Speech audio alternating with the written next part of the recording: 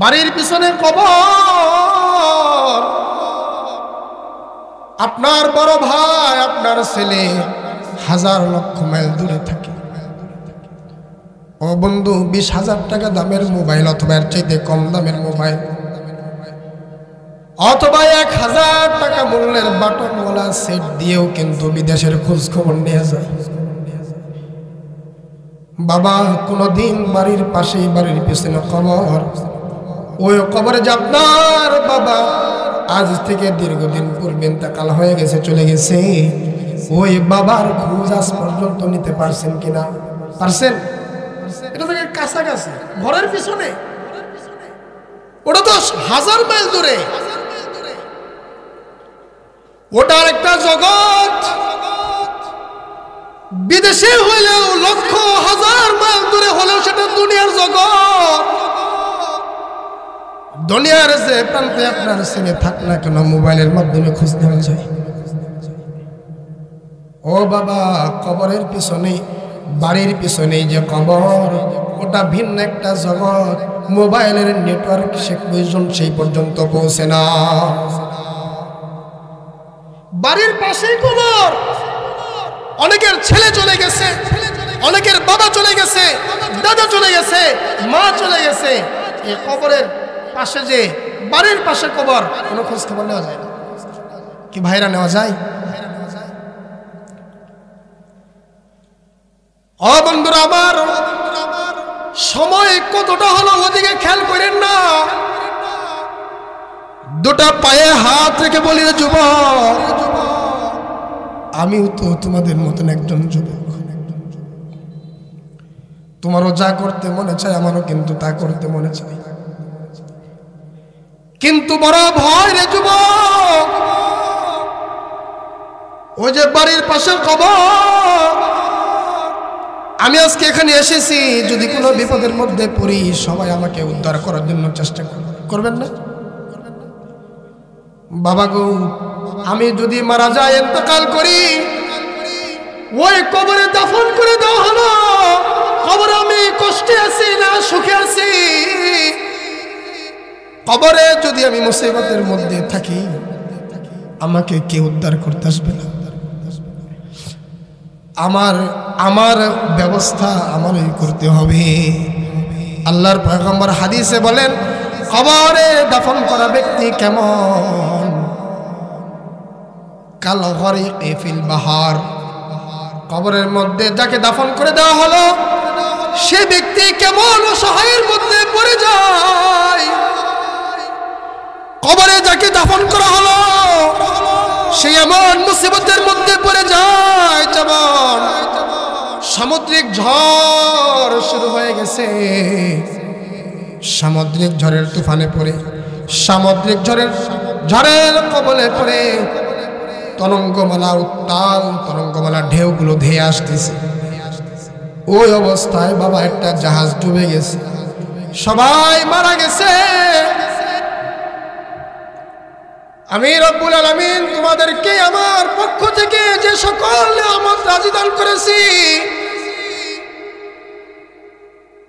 Line শাকারতুম, আমার পক্ষ থেকে বান্দারা আমার পক্ষ থেকে প্রাপ্ত নিয়ামতের শুকরিয়া আদায় যদি তুমি করো, লাযীদান্নাকুম, আমি তোমাদের নিয়ামতকে আরো বহুগুণ বাড়িয়ে দিব।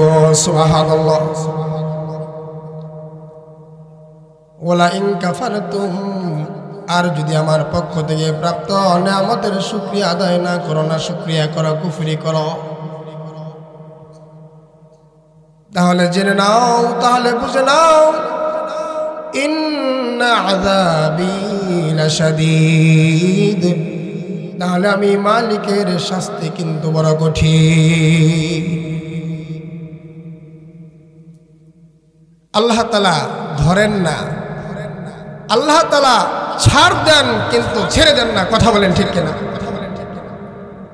আল্লাহ তাআলা ছাড় দিছেন, করতে থাকো দুনিয়াতে তোমার যা মন চায়, কিন্তু আকাশে ঘুরি উড়িয়ে দেয় সুতির গুটি কার কাছে থাকে? যে উড়িয়ে দেয় তার কাছে। 60, 70, 80, 100 বছরের হায়াত তোমাদেরকে দিলাম, 60-70-80 বছরের হায়াত দিয়ে গরিব মতন তোমাকে দুনিয়াতে ছেড়ে দিলাম, আর বান্দা গুটির সুতা কিন্তু আমি মালিকের হাতে। তুমি বাজারে গেছো পরিবারের জন্য, বাজার করার জন্য, ওখানে সুতার টান দিছে, ওখানে ইন্তেকাল হয়ে গেছে। বাজার থেকে বাড়ি থেকে অফিসে যাইতেছ, হাইওয়ে পার হয়ে তোমাকে ওপারে যেতে হয়, এমন সময় দ্রুত গতির একটি গাড়ি এসে তোমাকে মেরে দিছে। আল্লাহ পাক বলেন, দুনিয়া নামক এই জগতে তোমাকে ছেড়ে দিছি বান্দা, কিন্তু টান দেওয়ার জন্য সুতার গুটি আমি মালিকের কাছে রাখছি। আমি বলে টান দিব না, ছেলেরা আকাশে ঘুরে উড়িয়ে দেয়, বলে ঘুরে টানে না। যখন যার মনে চায় তখনই ঘুড়ির সুতাগুলো টানতে থাকে। সবার খেলার সময় বন্ধু একরকম না। কেউ ঘুড়ি আকাশে উড়িয়ে দিছে তো ঘন্টা ব্যাপী উড়ায়, আবার কেউ সাথে সাথেই সুতার গুটি টেনে এটাকে গুটিয়ে ফেলে। বন্ধু আমি আসছি, আমার বাড়িতে পৌঁছতে পারবো তার কোনো গ্যারান্টি নাই, আছে? কোনো গ্যারান্টি নাই।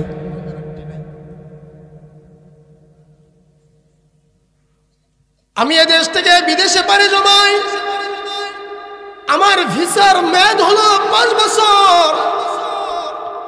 একটা মেয়াদ আছে, দুনিয়ার কাগজের একটা মেয়াদ আছে, কিন্তু আল্লাহ পাক রব্বুল আলামিন আমাকে হায়াতের মতন দৌলত দিয়ে পাঠাইছেন,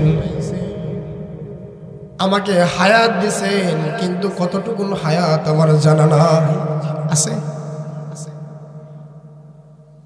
কবরস্থানের উদ্যোগে আয়োজিত মাহফিল, এই মাকবারায় কবরস্থানে শুধু বড় বড় কবর না,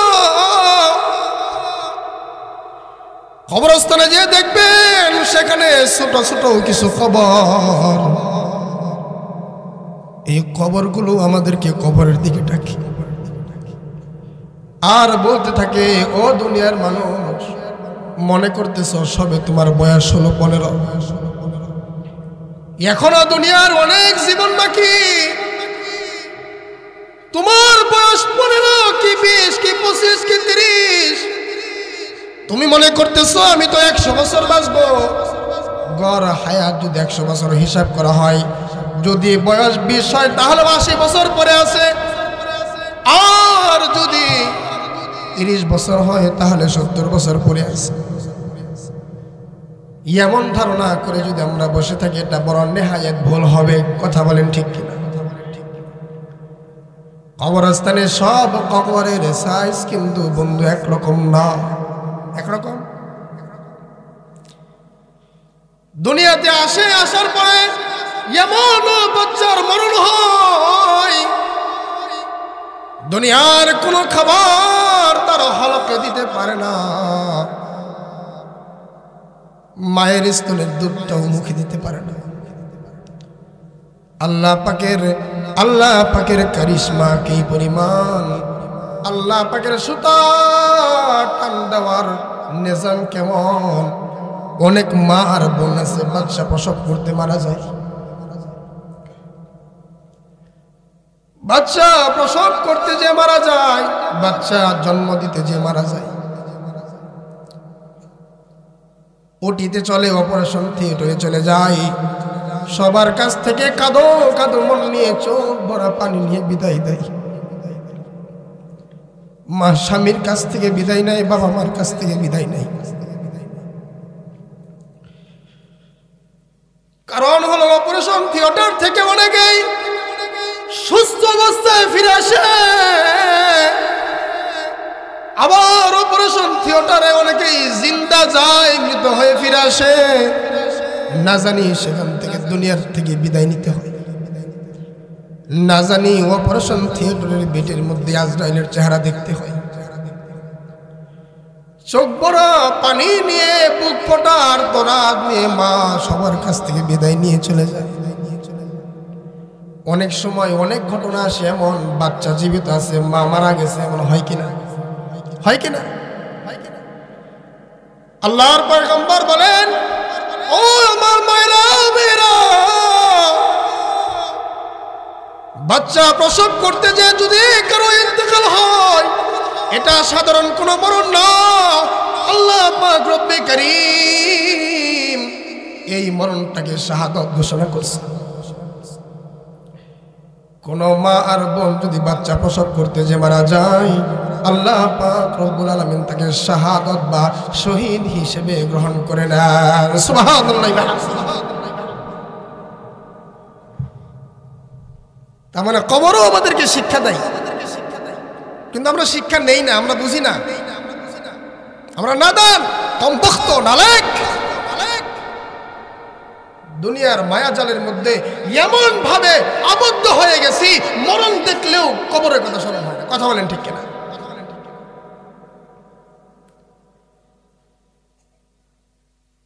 অথচ আল্লাহর পয়গম্বর বলেন, ও আমার উম্মত,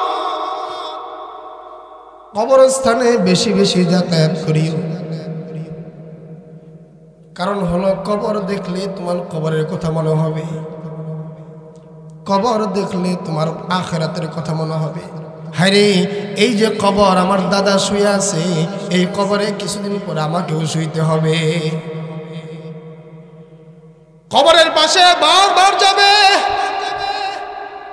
আরে যাদের মা আজকে দুনিয়াতে নাই, এত সুন্দর বসত ভিটা, বিদেশ করেছো, অর্জন করেছো টাকা পয়সা, বিদেশ করার মাধ্যমে টাকা পয়সা অর্জন করার মাধ্যমে সুন্দর বাড়ি বানিয়েছো, কিন্তু যে মা 10 মাস 10 দিন গর্ভে ধারণ করার কষ্ট করেছে, ওই মা বাপের ফেনার মার খেয়ে তোমাকে মানুষ করেছে।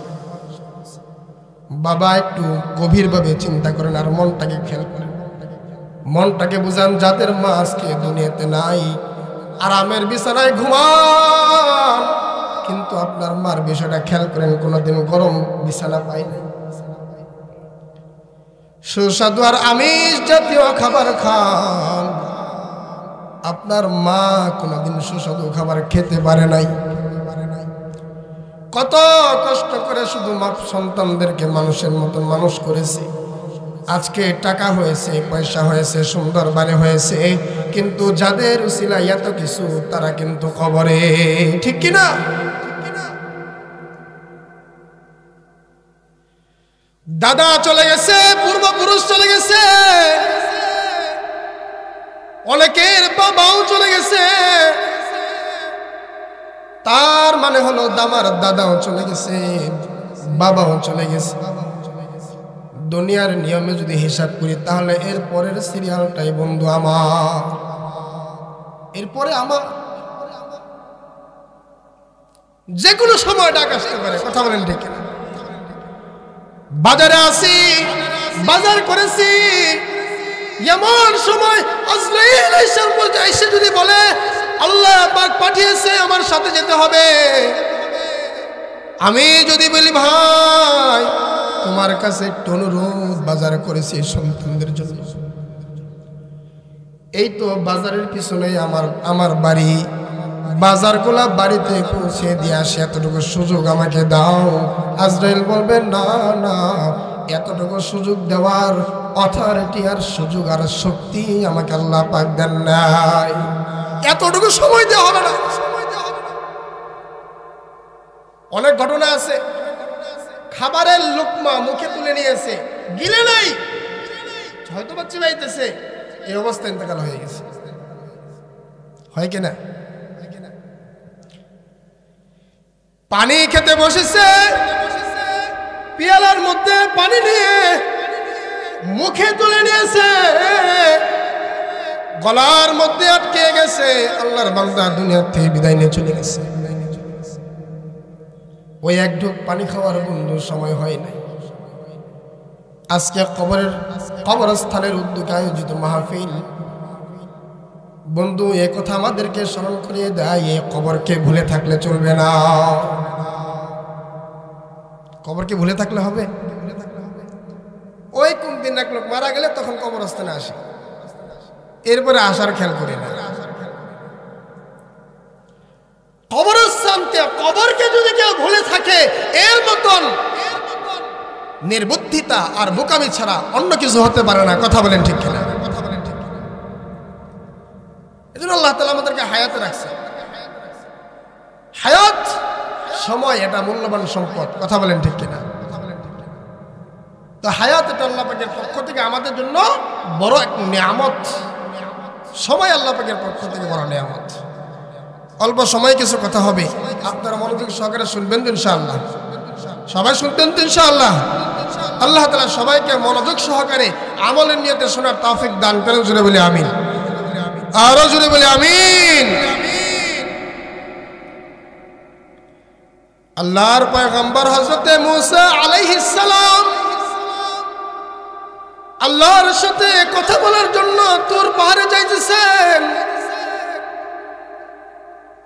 কিছু দূর অগ্রসর হওয়ার পর এক ব্যক্তির সাথে সাক্ষাৎ। আল্লাহর বান্দা এসে বলে, পয়গম্বর, আপনি তো আল্লাহর সাথে কথা বলেন, আমার ব্যাপারে একটু আল্লাহর কাছে জানতে চাবেন। এমন কোন কাজ আছে কিনা, এমন কোন পলিসি আছে কিনা যে কাজ বা পলিসির দ্বারা সম্পদ কমানো যায়? আল্লাহর নবী গো, আমার সম্পদ অনেক বেড়ে গেছে, সম্পদের ভার আর সইতে পারি না। আল্লাহর কাছে জিজ্ঞেস করবেন এমন কোন কাজ আছে কিনা যার মাধ্যমে সম্পদ কমানো যায়। আল্লাহু আকবার। আমরা সম্পদ বাড়াইতে চাই, আবার অনেকে কমাইতে চাই। আমরা বাদশাহী নিতে চাই। আর ইব্রাহিম ইবনে আদহাম বলখের বাদশা বাদশাহী ছেড়ে দিয়ে, রাজ সিংহাসন ছেড়ে দিয়ে জঙ্গলে চলে গেছে। বলখের বাদশা।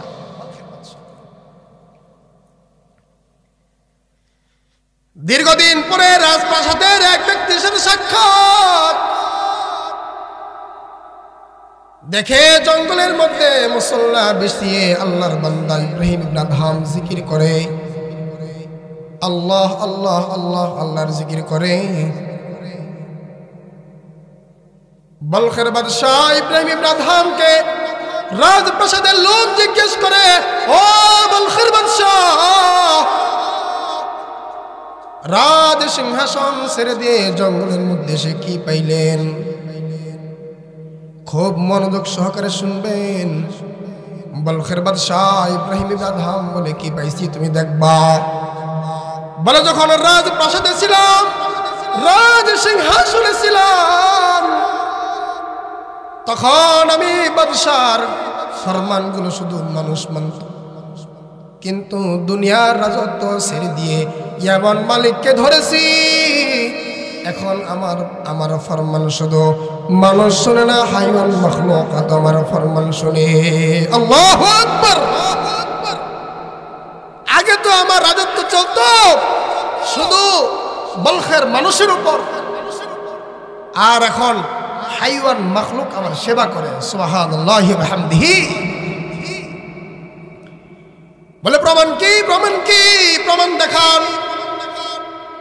বলখের বাদশাহ বলে, তাহলে আমার সাথে আসো, নদীর পারে আসো, সাগরের পারে আসো। বলখের বাদশার কাছে একটি পুরাতন সুই ছিল। সুই চিনেন তো? মহিলারা, মা বোনেরা কাঁথা সেলাই করে যেগুলো দিয়ে, এমন একটা সুই বলখের বাদশাহ সমুদ্রের মধ্যে নিক্ষেপ করেছেন। এবার বলখের বাদশাহ সমুদ্রের মাছগুলোকে খেয়াল করে বলে, ও সমুদ্রের মাছ, তোমরাও আল্লাহ পাকের মাখলুক আর আমিও আল্লাহ পাকের মাখলুক।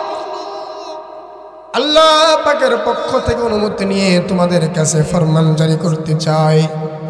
আমার যেই সুইটা নদীতে পড়ে গেছে বা ফেলে দিয়েছি, আমার সুইটা এনে দাও।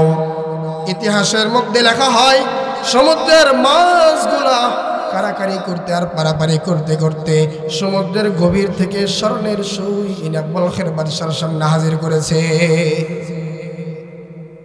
স্বর্ণের সুই নিয়ে আসছে। বলখের বাদশাহ বলে স্বর্ণের সুই ফেলেনি, নরমাল কম দামের সুই ফেলেছি, আমি যেটা ফেলেছি সেটা এনে দাও। সাথে সাথে সামুদ্রিক একটা মাছ সাথে সাথে সমুদ্রের গভীরে চলে গেল। মুহূর্তের মধ্যে তার মুখে বলখের সাবেক বাদশাহ ইব্রাহিম ইবনে দাহামের সেই সুই নিয়ে আসছে। আল্লাহু আকবার, আর জোরে বলেন আল্লাহু আকবার। আগে আমার রাজত্ব চলতো মানুষের উপর, আর এখন আমার রাজত্ব চলে সবার উপর। তো দুনিয়াতে কেউ সম্পদ বাড়ানোর ফিকির করে, 24 ঘন্টা তার মাথা খাটায় শুধু কিভাবে সম্পদ বাড়ানো যায়, কিভাবে সুন্দর বাড়ি করা যায়, কিভাবে ব্যবসাটা বড় করা যায়, কিভাবে দামি দামি পোশাক পরা যায়, কিভাবে দামি দামি খাবার খাওয়া যায়। বন্ধু, দুনিয়ার বাড়ি সাজাইলাম, কিন্তু আমার বাড়ির পিছনে কবর, আমার মাটির গর্ত, কবরটা কতটুকু সাজাইলাম। অথচ কবর প্রতিদিন ডাকে, ও দুনিয়ার মানুষ, আমি সাপ বিচ্ছুর ঘর, আমি পোকামাকড়ের ঘর, আমি সংকীর্ণ একটা ঘর, অন্ধকারাচ্ছন্ন ঘর। সাবধান সাবধান, আমার কাছে আসার আগে তোমরা এই কবরের জন্য সামানা প্রস্তুত করে নিয়ে এসো। কবরের সামানা কি? কবরের সামানা হলো নেক আমল। কবর বলে আমি অন্ধকার ঘর, আমার কবরে আসার আগে আলোর ব্যবস্থা করে এসো। আমি সংকীর্ণ একটা ঘর, আমার কবরে আসার আগে কবর যেন সেই ব্যবস্থা করে এসো। এইভাবে ডাকতে থাকি। যদি কোনো নেককার বান্দা কবরে যায়, কবর বলে আমি তোমার দৃষ্টির শেষ সীমা পর্যন্ত প্রশস্ত হয়ে যাব। আল্লাহু আকবার। দুনিয়ার মানুষের চোখে কবরের সৌন্দর্য দেখা যায় না বন্ধু, দুনিয়ার মানুষের চোখে কবরের আরামও দেখা যায় না, কবরের শাস্তিও দেখা যায় না। কবর বলে নেক আমল যদি নিয়ে আসো, তাহলে আমি কবর তোমার দৃষ্টির শেষ সীমা পর্যন্ত প্রশস্ত হয়ে যাব। সুবহানাল্লাহ। কবরের ভিতরে জান্নাতের বিছানা বিছিয়ে দেওয়া, কবরের মধ্যে কবর থেকে জান্নাত, কবর পর্যন্ত জান্নাত থেকে সুড়ঙ্গ তৈরি করে দেওয়া হবে। জান্নাতের নাজ ও নিয়ামতগুলি কবরে উপস্থিত। আর আল্লাহ পাকের বান্দা, নেককার বান্দা এমন এক ঘুম দিবে, যেই ঘুম ভাঙবে ইসরাফিলের সিংহায় ফুৎকারের সাথে সাথে। দীর্ঘদিন যাবৎ ঘুমাই না, একটু ঘুমাইছি, চোখ ভরা অনেক ঘুম। এই অবস্থা যদি কেউ আমাকে ডেকে তোলে, তাহলে একটু চোখ মলতে থাকে কিনা, কাঁচা ঘুম কে ভেঙে দিল রে? আল্লাহ পাকের নেককার বান্দারা কবর জগতে যাওয়ার পরে এমন এক ঘুম দিবে, কারণ হলো দুনিয়ার জিন্দেগিতে পরিশ্রান্ত নেক আমল করেছে, নির্ঘুম থেকেছে, রমজানের রোজা রেখেছে, না খেয়ে থেকে কত না কষ্ট করেছে, কষ্টের জিন্দেগি দুনিয়াতে পদার্পণ করেছে, দুনিয়াতে যাপন করেছে, কবরে আসছে শান্তির ঘুম। এমন খুশনসিব আল্লাহ তাআলা আমাদেরকে দান করেন। সকলে জোরে বলি আমিন, আরো জোরে বলি আমিন।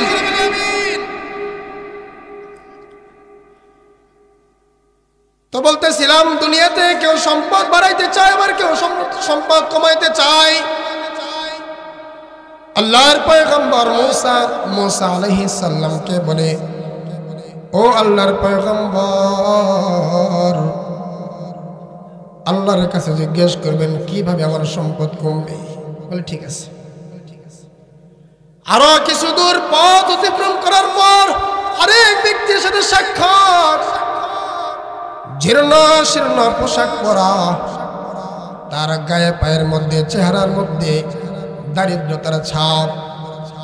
এমন এক ব্যক্তি এসে বলে, পয়গম্বর আপনি তো আল্লাহ পাকের সাথে কথা বলার জন্য তুর পাহাড়ে যান, আল্লাহ পাকের কাছে জানতে চাবেন এমন কোন কাজ আছে কিনা যা করলে আমার সম্পদ বাড়বে। একজন বলে দিল কি সম্পদ কিভাবে কমবে, আরেকজন বলতেছে সম্পদ কিভাবে বাড়বে। আপনারা বিরক্ত হইতেছেন? আলোচনা চলবে তো ইনশাআল্লাহ। বলে পয়গম্বর দেখেন না আমার থাকার জন্য ভালো একটা ঘর নাই। ওগো আল্লাহর নবী, আল্লাহর কাছে জানতে যাবেন এমন কোন কাজ আছে কিনা যেই কাজে করলে সম্পদ বাড়ে। ঠিক আছে, এটাও বলবো। কিছু দূর সামনে অগ্রসর হয়েছে, বিকলাঙ্গ প্রতিবন্ধী এক লোক, সে বলতেছে আল্লাহর নবী আপনি তো আল্লাহ পাকের সাথে কথা বলতে তোর পাহাড়ে যান, আল্লাহ পাকের কাছে জিজ্ঞেস করবেন বা আমার জানতে ইচ্ছা করে আল্লাহ তাআলা আমাকে কোন কাজে বানাইছে, আমাকে কোন কাজের জন্য বানিয়েছেন আল্লাহ তাআলা। আমি তো কিছুই করতে পারি না, সব দিক দিয়ে আমি বিকলাঙ্গ। মুসা আলাইহিস সালাম তোর পাহাড়ে গেছেন, এই তিনজনের যা আকুতি আর আরজ ছিল, প্রার্থনা ছিল, আল্লাহ পাকের কাছে পেশ করেছেন। উত্তর নিয়ে ফিরে আসতেছেন। এমন সময় প্রথম ব্যক্তির সাথে সাক্ষাৎ। প্রথম ব্যক্তি বলে পয়গম্বর আল্লাহ তাআলা আমার ব্যাপারে কি বলেছে। আল্লাহর পয়গম্বর মুসা বলে আল্লাহ পাক তোমাকে তার দেয়া নিয়ামতের নাশুকরিয়া করার কথা বলেছেন। তুমি যদি আল্লাহর দেয়া নিয়ামতের নাশুকরিয়া করো তাহলে তোমার সম্পদ আস্তে আস্তে কমে যাবে। আল্লাহর বান্দা বলে কিভাবে গো পয়গম্বর, কিভাবে আল্লাহ পাকের নাফরমানি করি? এলাকার মধ্যে অঢেল সম্পদের মালিক আমি, সবচাইতে বেশি সম্পদের মালিক আল্লাহ তাআলা আমাকে বানাইছে। আমি আল্লাহর কাছে চাই নাই। সম্পদ হলো এমন একটা জিনিস এক সময় হারিয়ে যায়, আবার খুঁজলে এক সময় অর্জন করে হাসিল করা যায়।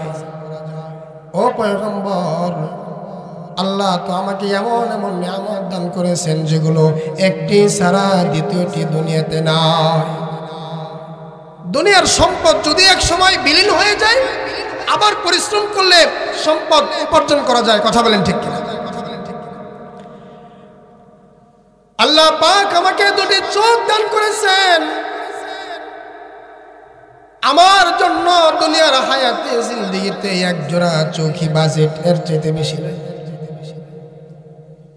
আল্লাহ পাক রব্বুল আলামিন আমাকে এক জোড়া কান দান করেছে। আল্লাহর দুনিয়াতে আমার জন্য এক জোড়া কানে বাজেট এর চাইতে বেশি পাওয়ার সুযোগ আমার দুনিয়াতে নাই। আল্লাহ পাক রব্বে কারীম আমাকে এক জোড়া পা দিয়েছেন, আল্লাহ তাআলা নাসিকা দিয়েছেন, মাথা দিয়েছেন একটা। এই জাতীয় নিয়ামত, এই জাতীয় সম্পদ দুনিয়াতে অনলি ওয়ান, একটি, একাধিক নাই। আছে? যদি থাকতো অনেক টাকাওয়ালা, এক হাত নাই, টাকা দিয়ে আরেকটা হাত ক্রয় করে নিত। কথা বলেন ঠিক কিনা? তো আল্লাহর বান্দা বলে পয়গম্বর কেমনে গো আল্লাহর নাফরমানি করি অথচ এত বড় বড় নিয়ামত আল্লাহ তাআলা আমাকে দান করেছেন। আমার সম্পদ যত বাড়তে থাক, এক মুহূর্তের জন্য আমার মালিকের নাশুকরিয়া করব না। সুবহানাল্লাহ। আরেকটু সামনে অগ্রসর হয়েছেন, ওই এক ব্যক্তি অসহায়, নিতান্তই দরিদ্র।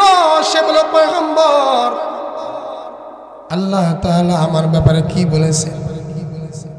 আল্লাহর নবী বলে এই তুমি বেশি বেশি নিয়ামতের শুকরিয়া আদায় করো। তো সে বলতেছে কি বান আল্লাহ দিয়েছে আর নিয়ামতের শুকরিয়া আদায় করবে? কিছুই তো নাই, তো কি দিয়ে শুকরিয়া আদায় করবে? অনেক মানুষ আছে এমন কথা বলে। কথা বলেন, বলে কিনা? এই ঋণগ্রস্ততার মধ্যে আছে, কত সমস্যার মধ্যে আছে। আরেকজন নামাজ নাই, কালাম নাই, দিন থেকে গাফেল, ও দিন দিন শুধু সম্পদের দিক থেকে উপরে দিকে উঠতেছে। তো বলে আল্লাহ তো কিছুই দেয় নাই, আবার নিয়ামতের শুকরিয়া দেয় কি? ইতিহাসের মধ্যে লেখা হয় এমন কথা বলার সঙ্গে সঙ্গে যে কুড়ে ঘরটা ছিল মৃদু একটা বাতাসে কুড়ে ঘরটাকে উড়িয়ে নিয়ে গেছে। নিয়ামতের শুকরিয়া আদায় করতে হবে। কথা বলেন ঠিক কিনা? 3 নম্বর ব্যক্তি বলে, ও পয়গম্বর, আল্লাহ তাআলা আমাকে কিসের জন্য বানাইছেন? আমি তো আমার কোনো কার্যকারিতা দেখি না। প্রতিবন্ধী একজন মানুষ, অসহায় একজন মানুষ, অন্যপায় একজন মানুষ। বলে পয়গম্বর বলে, ও ভাই, আল্লাহ পাকের কাছে তোমার ব্যাপারেও জিজ্ঞেস করেছি। আল্লাহ তাআলা তোমাকে জাহান্নামে একটা ছিদ্রকে আটকানোর জন্য তোমাকে আল্লাহ তাআলা সৃষ্টি করেছেন। আল্লাহর বান্দা বলে উঠছে আলহামদুলিল্লাহ। আল্লাহ তাআলা রব্বে জুল জালাল আকাশের চাঁদ বানিয়েছেন মানুষের জন্য, চন্দ্র বানিয়েছেন মানুষের জন্য, জমিন বানিয়েছেন মানুষের জন্য। আর আমি একজন নগণ্য গোলামকে আল্লাহ তাআলা বানিয়েছেন আল্লাহ তাআলার একটা হাজতকে পুরা করার জন্য। সুবহানাল্লাহ। শুকরিয়া আদায় করার সাথে সাথে ইতিহাসে লেখা হয় তার হাত পা সব ঠিক হয়ে গেছে। সুবহানাল্লাহ। নিয়ামতের শুকরিয়া আদায় করতে হবে কিনা? কি বলেন, করতে হবে কিনা? আল্লাহ তাআলা বলেন, ওয়া ইন তাউদ্দু নি'মাতাল্লাহি লা তুহসুহা। আমি তোমাদেরকে এত এত নিয়ামত দিয়েছি, আমার পক্ষ থেকে প্রাপ্ত নিয়ামতের গণনা করতে যদি তোমরা শুরু করো, লা তুহসুহা, তোমরা কোশ্চেন কালেও সেগুলোর হিসাব আর গণনা করে শেষ করতে পারবে না। কত নিয়ামত আল্লাহ তাআলা আমাদেরকে দিয়েছেন, হিসাব করে শেষ করা যাবে? শেষ করার মতো না। অফুরন্ত অগণিত নিয়ামত আল্লাহ তাআলা আমাদেরকে দান করেছে। একটা একটা করে যদি গণনা করতে শুরু করি, আল্লাহ পাক আরেক আয়াতের মধ্যে ঘোষণা করেছেন, আল্লাহ পাক যে এত পরিমাণ নিয়ামত আমাদেরকে দান করেছেন, সকল নিয়ামতের শুকরিয়া আদায় করতে গিয়ে প্রশংসা লেখার জন্য যদি সারা দুনিয়াতে যত বৃক্ষ তরুলতা আছে, সকল বৃক্ষ তরুলতাকে যদি কলম বানিয়ে দেওয়া হয়, ওয়াল বাহরু ইয়ামুদ্দুহু মিন বাদিহি সাবআতু আবহুরিম মা নাফিদাত কালিমাতুল্লাহ। আল্লাহ পাক বলেন, সারা দুনিয়ায় যত বৃক্ষ তরুলতা আছে, সকল বৃক্ষ তরুলতাগুলোকে যদি কলম বানিয়ে দেওয়া হয়, আর সকল বৃক্ষ তরুলতার এই কলম দিয়ে আর সারা দুনিয়াতে যত যত সমুদ্র আছে, সকল সমুদ্রের পানিগুলোকে যদি কালি বানিয়ে দেওয়া হয়, আর ওই কলম আর কালি দিয়ে আল্লাহ পাকের নিয়ামতের প্রশংসা লিখতে শুরু করে, তাহলে একটা সময় কলম শেষ হয়ে যাবে আর পানি কালি হয়ে শেষ হয়ে যাবে। আল্লাহ তাআলার প্রশংসা আর গুণকীর্তন লিখে শেষ করা যাবে না। আল্লাহ পাকের প্রশংসা লিখে শেষ করা যাবে? কোশ্চেন কালেও শেষ করা যাবে। আল্লাহ পাক রব্বুল আলামিনের পক্ষ থেকে অফুরন্ত নিয়ামতের মাঝে অন্যতম একটা নিয়ামত হলো সময়। সময় আল্লাহ পাকের পক্ষ থেকে বড় একটা নিয়ামত। ও বাবা, সময়কে কাজে লাগিয়ে মানব জান্নাতি হয়ে যায়। সময়ের সৎ ব্যবহার করার দ্বারা মানব জান্নাতি হয়ে যায়, আবার সময়ের অসৎ ব্যবহার করার দ্বারাও কিন্তু মানুষ জাহান্নামী হয়। সময়কে ঈমানের কাজেও খরচ করা যায়, আবার সময়কে কুফরির কাজেও খরচ করা যায়। সময়কে বন্ধু নেক আমলেও খরচ করা যায়, সময়কে গুনাহের কাজেও খরচ করা যায়।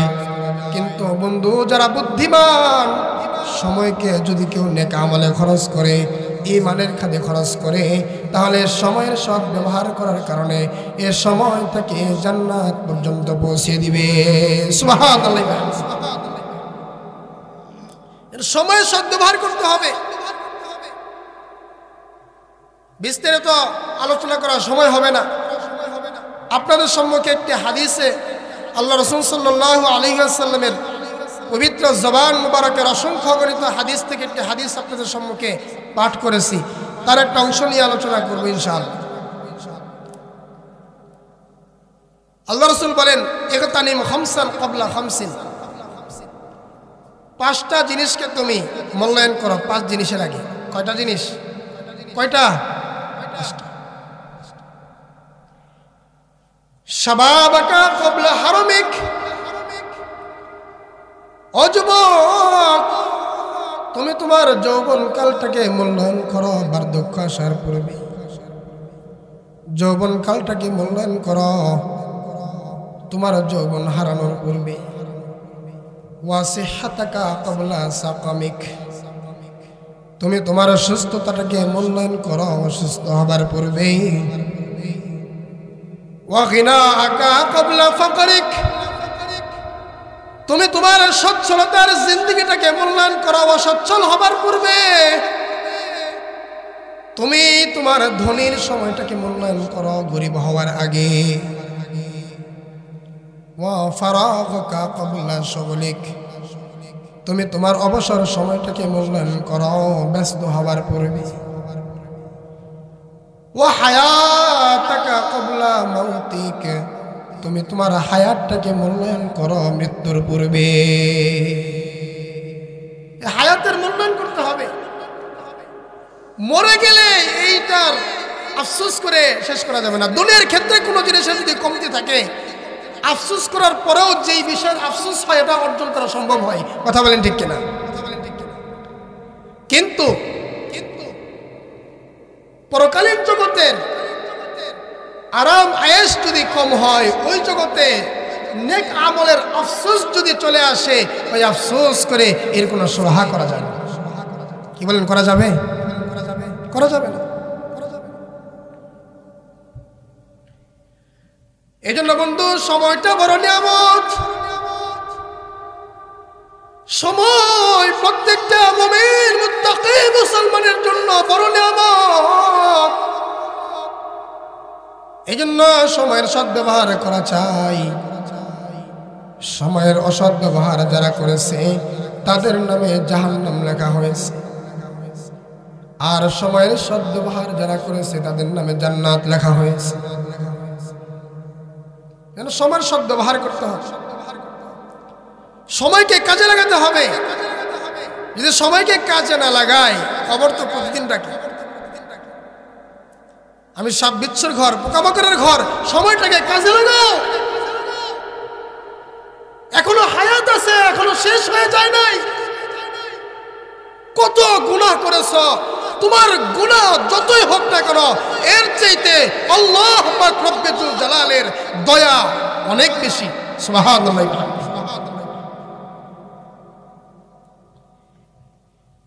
হাদিসে পাকে আল্লাহর পয়গম্বর বলেন, ময়দানে মাহশরে এক শ্রেণীর লোক থাকবে যাদের নেকি এবং বদি সমান হবে। নেক এবং বদি সমান সমান। নেক আমলও যতটুকু, বদ আমলও ততটুকু।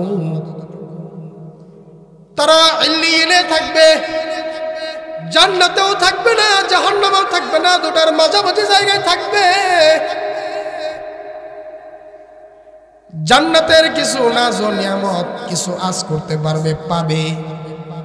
আবার জাহান্নাম পাশে থাকার কারণে কিছু কষ্ট উপলব্ধি করবে, অনুভব করবে। এদের লাস্ট শেষ ফয়সালা কি?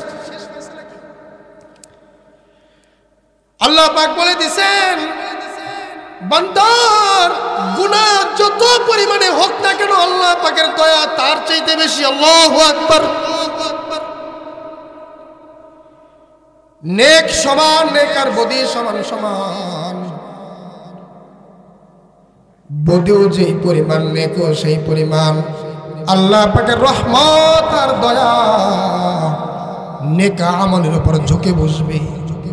নেক আমলে যখন আল্লাহ পাকের দয়া ঝুঁকে যাবে, ওই নেক আমলগুলো যখন দাড়ি পাল্লায় উঠাবে, আর গুনাহগুলা যখন দাড়ি পাল্লায় ওঠাবে তখন নেক আমলের পাল্লা নিচের দিকে ঝুঁকে যাবে। আল্লাহু আকবার। এখন নেক বেশি হয়ে গেছে কিনা? বাস আল্লাহ তাআলা জান্নাত দান করবেন। এজন্য দুনিয়ার হায়াতে জিন্দেগি নেক আমল করার জায়গা। ও বাবা, ও যুবক ভাই, বাড়ির পিছনে কবর, আপনার বড় ভাই, আপনার ছেলে হাজার লক্ষ মাইল দূরে থাকে। ও বন্ধু, 20,000 টাকা দামের মোবাইল অথবা এর চাইতে কম দামের মোবাইল অথবা 1,000 টাকা মূল্যের বাটনওয়ালা সেট দিয়েও কিন্তু বিদেশের খোঁজ খবর নিয়ে যায়। বাবা, কোনদিন বাড়ির পাশেই বাড়ির পিছনে কবর, ওই কবরে যে আপনার বাবা আজ থেকে দীর্ঘদিন পূর্বে ইন্তেকাল হয়ে গেছে, চলে গেছে, ওই বাবার খোঁজ আজ পর্যন্ত নিতে পারছেন কিনা? পারছেন? এটা থেকে কাছাকাছি, ঘরের পিছনে, ওটা তো 1000 মাইল দূরে। ওটার একটা জগৎ, বিদেশে হইলেও লক্ষ হাজার মাইল দূরে হলেও সেটা দুনিয়ার জগৎ। দুনিয়ার যে প্রান্তে আপনার ছেলে থাক না কেন, মোবাইলের মাধ্যমে খোঁজ নেওয়া যায়। ও বাবা, কবরের পিছনে, বাড়ির পিছনে যে কবর, ওটা ভিন্ন একটা জগৎ। মোবাইলের নেটওয়ার্ক সেই পর্যন্ত পৌঁছে না। বাড়ির পাশেই কবর, অনেকের ছেলে চলে গেছে, অনেকের বাবা চলে গেছে, দাদা চলে গেছে, মা চলে গেছে। এই কবরের পাশে যে বাড়ির পাশে কবর, কোনো খোঁজ খবর নেওয়া যায় না। কি ভাইরা, নেওয়া যায়? ও বন্ধুরা আমার, সময় কতটা হলো ওদিকে খেয়াল করেন না। দুটা পায়ে হাত রেখে বলি, রে যুবক, আমিও তো তোমাদের মতন একজন যুবক। তোমারও যা করতে মনে চায়, আমারও কিন্তু তা করতে মনে চায়, কিন্তু বড় ভয় রে যুবক।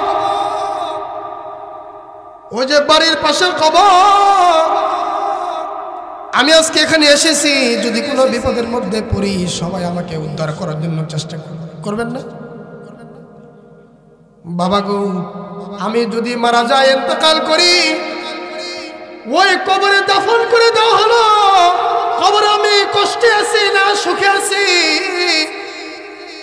কবরে যদি আমি মুসিবতের মধ্যে থাকি, আমাকে কেউ উদ্ধার করতে আসবে না। আমার ব্যবস্থা আমারই করতে হবে। আল্লাহর পয়গম্বর হাদিসে বলেন, কবরে দাফন করা ব্যক্তি কেমন? কাল গরিকি ফিল বাহার। কবরের মধ্যে যাকে দাফন করে দেওয়া হলো, সে ব্যক্তি কেমন অসহায়ের মধ্যে পড়ে যায়। কবরে যাকে দাফন করা হলো, সে এমন মুসিবতের মধ্যে পড়ে যায় যেমন সামুদ্রিক ঝড় শুরু হয়ে গেছে। সামুদ্রিক ঝড়ের তুফানে পড়ে, সামুদ্রিক ঝড়ের কবলে পড়ে তরঙ্গমালা, উত্তাল তরঙ্গমালা ঢেউগুলো ধেয়ে আসতেছে। ওই অবস্থায় বাবা একটা জাহাজ ডুবে গেছে, সবাই মারা গেছে, একজন ব্যক্তি পেন্ডুলামের মতন দুলতেছে, একবার ডুবে যায়, একবার ভেসে ওঠে। এই ব্যক্তিটি যতটা না অসহায়ের মধ্যে আছে, কবরে দাফন করা ব্যক্তি এর চাইতেও বড় মুসিবতের মধ্যে আছে। একটা বাস্তব উদাহরণ দিই আপনাদের। দাদা মারা গেছে, কার কার একটু হাত উঠে আল্লাহর জন্য। আল্লাহ, যাদের দাদা মারা গেছে তাদের কবরটা জান্নাতের নূরে নূরানি বানিয়ে দেন। আরো জোরে বলি আমিন। সবাই বলি আমিন।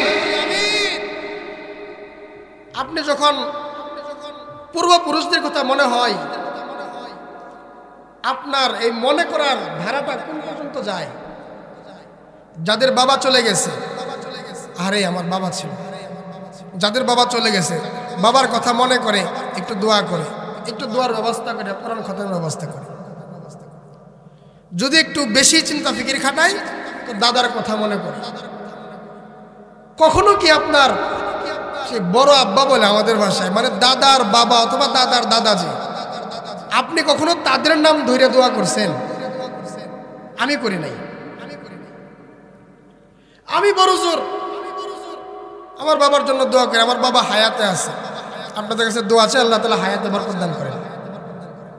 দাদা চলে গেছে, আমি যখন দোয়া করি বড় জোর দাদার জন্য দোয়া করি, কিন্তু আমার পরদাদারে চিনি না, আমার বড় আব্বাকে চিনি না, আমার দাদার বাবাকে চিনি না, আমার দাদার দাদাকেও চিনি না। কথা বলেন ঠিক কিনা? এটা সবার হালাত। আপনার ছেলে আছে, ছেলের ঘরে নাতি আছে, আপনি একটু চিন্তা করেন না? আপনি যদি মারা যান, আপনার ছেলে যতদিন হায়াতে থাকবে চোখের পানি ঝরিয়ে আপনার কথা বলে কান্না করবে। কথা বলেন ঠিক কিনা? আপনার ছেলেও যখন দুনিয়া থেকে বিদায় নিয়ে চলে যাবে, আপনার নাতি নাতনি যারা আছে তারা বড় জোর বলবে, আরে আমার দাদা কত ভালো মানুষ ছিল, আমি নাতিকে খুব আদর করেছে, সোহাগ করেছে, আল্লাহ আমার দাদাকে মাফ করে দাও। আপনার নাতি নাতনির এই তবাকাটা যখন পার হয়ে যাবে, মানে নাতির ঘরের পুতি যখন আসবে, এটা চিন্তা করেন না? আপনি মনে করেন নাতির ঘরের পুতি হিসেবে আছেন, আপনি কি আপনার উপরের পূর্বপুরুষকে স্মরণ করে কখনো দোয়া করেন?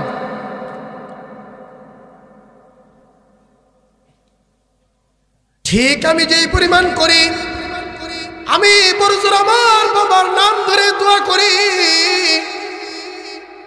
ও বাবা, ও যুবক ভাই, আমি বড়জোর আমার দাদার নাম ধরে দোয়া করি, কিন্তু কোনোদিন আমার দাদার বাবার নাম ধরে দোয়া করি নাই। কোনোদিন আমার দাদার নাম ধরে দোয়া করি নাই। বন্ধু একটু খেয়াল করি, যখন আমি কবরে থাকবো ওই অপশনটা কিন্তু আমারও আসবে। আমার ছেলে আমার জন্য চোখের পানি জড়িয়ে দোয়া করবে। আমার ছেলে যখন আমার জন্য হাত উঠাবে, তখন আমার ছেলের চোখের কোণায় পানি জমে যাবে। কিন্তু আমার ছেলের ঘরের বা মেয়ের ঘরের নাতি নাতনি যখন হাত উঠাবে, তখন দিলে একটু ব্যথা লাগবে ঠিক, কিন্তু চোখের কিনারে পানি জমবে না। ওই অবস্থাটার কথা খেয়াল করি। আমি কবরে আছি, আমার ইন্তেকাল হয়ে গেছে, আমার সন্তানের ইন্তেকাল হয়ে গেছে, আমার নাতিরও ইন্তেকাল হয়ে গেছে। এখন আর উপর থেকে কিছু আসে না। আমার ছেলেটা যতদিন ছিল ততদিন কোরআন খতম করে দোয়া পাঠাইছে, সওয়াবগুলো আমার কাছে পাঠিয়েছে। আমার নাতি যতদিন দুনিয়াতে ছিল, বেশি না হইলেও কম হইলেও আমি দাদার কথা স্মরণ করে কিছু নেকামল পাঠাইছে। কিন্তু আমার নাতির ঘরের প্রতি যখন হয়ে গেছে, তারা কিন্তু আমার নাম করে দোয়া করে না। ও যুবক ভাই, সময়টা বড় মূল্যবান সম্পদ, সময়টা হেলায় খেলায় কাটানো যাবে না। যে কবরস্থানের উদ্যোগে আজকে মাহফিল,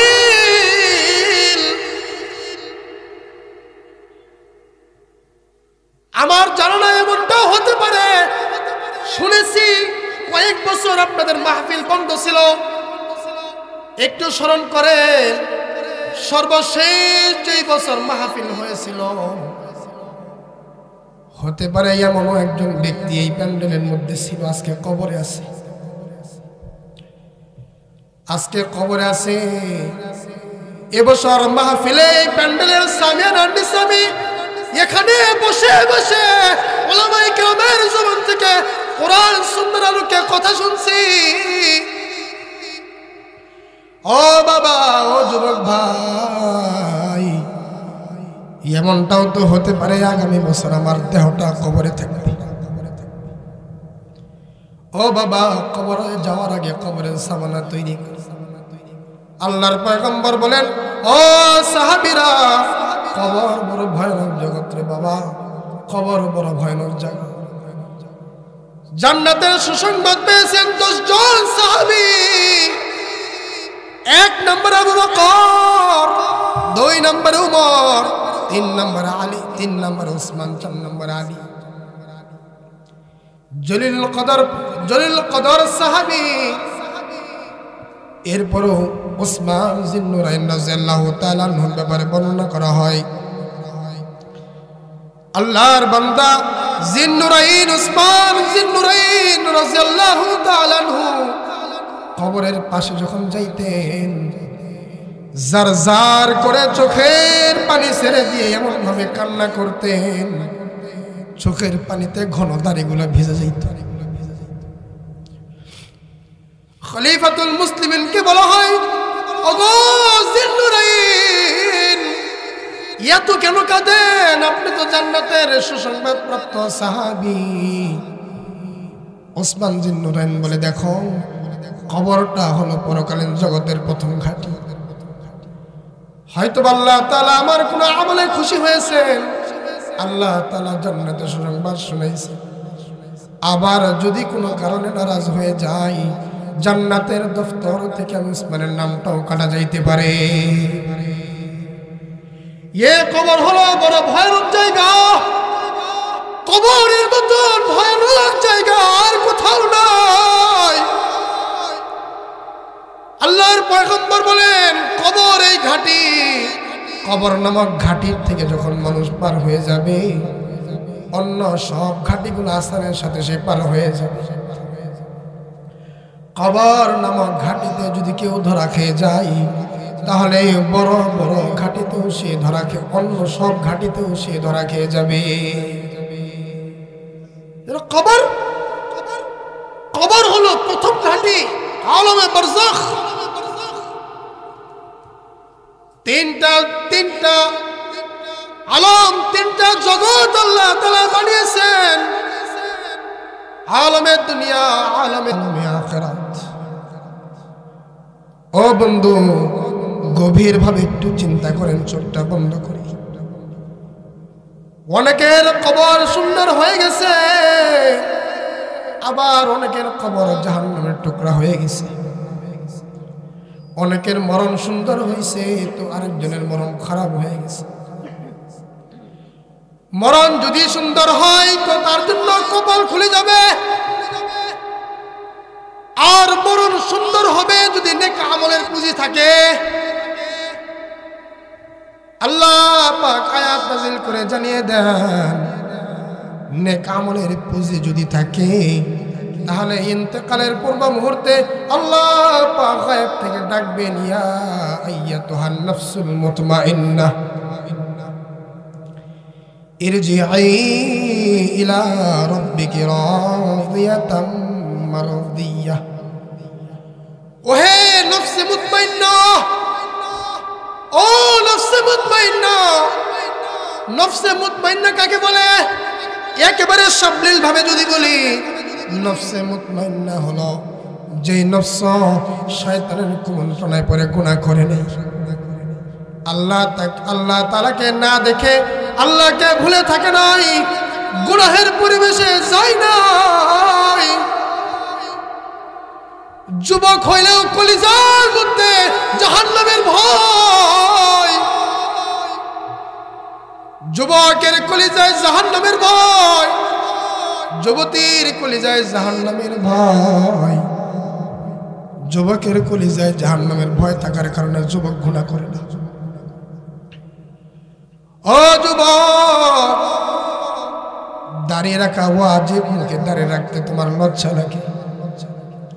তাকিয়ে দেখো কত যুবক দাঁড়িয়ে রাখে, সুন্নতি লেবাসে চলে, মাথার মধ্যে টুপি রাখে। ও তো যুবক, তুমিও তো যুবক। তোমার পাশের যুবকটা 5 ওয়াক্ত নামাজ পড়ে, তোমার পাশে যুবক কোরআন তেলাওয়াত করে। ও যুবতী বোন, তোমার পাশে দেখো একটা মেয়ে পর্দার সাথে জীবন যাপন করে। ও মা, তোমার পাশে দেখো তোমার একটা বোন, সে এই পরিবেশের মাঝেও, ইমান হারার এই যুগেও সে তার ফরজ পর্দা মেনে চলে। একই পাতিলে রান্না করা খাবার খায়, একই ঘরে একই বাড়িতে বসবাস করে। 5 জন যুবক, একজনে নামাজ পড়ে, মুখ ভর্তি দাড়ি, সুন্নতি লিবাস গায়ে আছে, মাথার মধ্যে সুন্নতি টুপি আছে, দিনের উপর চলার চেষ্টা করে, কোরআন হাদিস অনুযায়ী আমল করার চেষ্টা করে। ও যুবক, তুমি কেন পারবা না? একটু মনটাকে নরম করো, দিলটাকে নরম করো। দুনিয়ার হায়াত কিন্তু খুব বড় না, দুনিয়ার হায়াত একেবারেই সীমিত, একেবারে সীমিত হায়াত দুনিয়াতে। এ দেহের মধ্যে যৌবনের শক্তি আর কয়দিন থাকবে? তাকে দেখো, তোমার পাশের যে বয়স্ক তোমার দাদা অথবা নানা অথবা দাড়ি পাকা মুরব্বীর বসে আছে, তার বয়সটাও কিন্তু তোমার মতন টাকরা যৌবন একটা সময় তার দেহের মধ্যে ছিল। আজকে তার চোখের চাহনিটাও দুর্বল হয়ে গেছে, হাতের শক্তি দুর্বল হয়ে গেছে, পায়ে চলার শক্তি দুর্বল হয়ে গেছে, বুদ্ধি শক্তি দুর্বল হয়ে গেছে। বড়া বাবা সকালে কি খেয়েছে বিকেলে মনে থাকে না। ও বন্ধু, স্মৃতি শক্তি লোপ পেয়েছে। ও যুবক ভাই, দুটা পায়ে হাত রেখে অনুরোধ করি, যুবক ভাই, যে কোনো ধরনের গুনাহের মধ্যে যেন লিপ্ত না হও। দুনিয়ার হায়াত কিন্তু বেশি বড় না।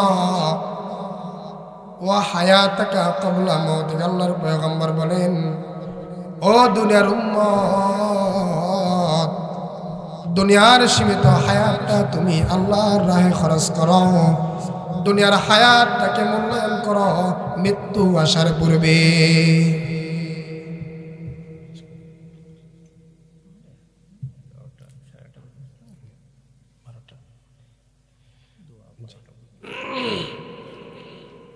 আর অল্প কিছু সময় চলবে, আপনারা সবাই বসে থাকবেন তো ইনশাআল্লাহ?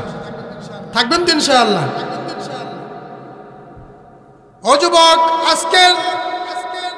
আজকের এই সুযোগ আগামীকাল থাকবে না। করোনা এসেছিল আমাদের মাঝে, মনে আছে?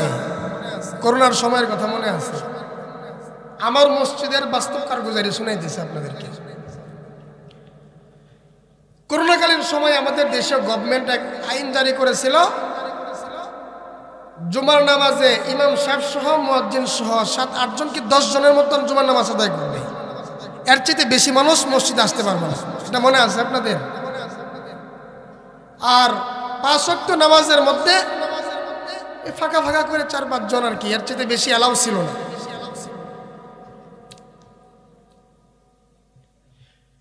বন্ধ হয়ে গেছে মসজিদের দরজা। অনেকে তো মসজিদে যায় না, অনেকে সপ্তাহে যায়, অনেকে বাৎসরিক মুসল্লি হিসেবে থাকে, ঈদের নামাজটা মাশাআল্লাহ পড়ে, বাকি বছর খবর নেই। এমন মুসল্লি আপনাদের এলাকায় নাই, আমাদের এলাকায় আছে। আমাদের এলাকার কথা বলছে, কেউ আছে সাপ্তাহিক, কেউ বাৎসরিক। আজকে এক মুসল্লি এসে বলছে, হুজুর, আমার একজন ঘনিষ্ঠ আত্মীয়, ওরা কোনোদিন ঈদের নামাজটাও পড়তে দেখি নাই। এমন মানুষ যদি কেউ থেকে থাকে, আল্লাহ তাআলা তাকে হেদায়েত দান করেন। জোরে বলি আমিন, আরো জোরে বলি আমিন। মসজিদ সবসময় উন্মুক্ত থাকে, মসজিদের দরজা কখনো বন্ধ হয় না। কিন্তু কিছু মানুষ হলো অসাধু, মসজিদ হলেও মসজিদের সম্পদ হাতিয়ে নিতে চায়। তাদের ভয়ে বাধ্য হয়ে মসজিদ কমিটি দরজা বন্ধ করে। কথা বলেন ঠিক কিনা? কিন্তু এরপরেও মসজিদ কমিটি দয়াবান তো বারান্দা বানিয়ে দিছে, যাতে করে কোন নামাজি এসে নামাজ পড়তে পারে, নামাজ না পড়ে যেন চলে না যায়, এই জন্য তার জন্য ওটা খুলে রেখে দেয়। কথা বলেন ঠিক কিনা? ও বাবা, আজ মসজিদের দরজা খোলা আছে, কাল বন্ধ হয়ে যেতে পারে। করোনাকালীন সময়ে দেখেছি দিলে বড় ব্যথা ছিল, অসহায়ের মতন দরজায় দাঁড়িয়ে বলে, হুজুর আপনার কাছে মাফ চাই, একটু ভিতরে যাওয়ার অনুমতি দেন। এটা আমার বাস্তব কথা বলতেছি। মনে মনে ব্যথা লাগে, আবার বলতেও ইচ্ছা করে, আরে 5 দিন পূর্বেও তো মসজিদের দরজা খোলা ছিল, ভাই তোমাকে তো দেখি নাই, আজকে বন্ধ হয়ে গেছে, আজকে মসজিদের দরজায় কোরআন আরো। ঠিক কিছু মানুষ বারান্দা ছিল, মসজিদের ভিতরে এলাও ছিল না, দিলে বড় ব্যথা ছিল, আহারে আমার ভাইরা নামাজ আদায় করার জন্য আসছে কিন্তু সাথে নিতে পারতেছি না। এটার পরও বাধ্য 5-6 জনে ভিতরে নামাজ আদায় করেছে। আল্লাহর বান্দাদের জন্য মহব্বত লেগেছে, ভালোবাসা জন্মেছে, আল্লাহর বান্দারা মসজিদের বাহিরের অংশে নামাজ আদায় করেছে। মসজিদের বাহিরের অংশে নামাজ আদায় করেছে। করোনার রেড অ্যালার্ট যতদিন পর্যন্ত ছিল ততদিন পর্যন্ত এইভাবে চলেছে, কিন্তু যখন দরজা খুলে গেছে তখন আর খুঁজে পাওয়া যায় না। দরজা খুলছে, এখন মুসলিম যখন বন্ধ হয়ে গেছে তখন এসে হুজুর অনুরোধ করি একটু ঢুকতে দেন না, একটু সুযোগ দেন, আমরা কি নামাজ পড়বো না? সারা জীবন নামাজ পড়া নামাজ পড়লেন, আর এখন আমাদেরকে সারাই নামাজ পড়া ফেলান, এটা কোন ধরনের কথা? কথা তো ঠিক আছে ভাই, এখন দুনিয়ার কোনো মসজিদ বন্ধ আছে? কিভাবে বন্ধ আছে? কষ্ট নিয়েন না, এখন মসজিদ গুলো খোলা থাকে, এরপর আমরা যাই না।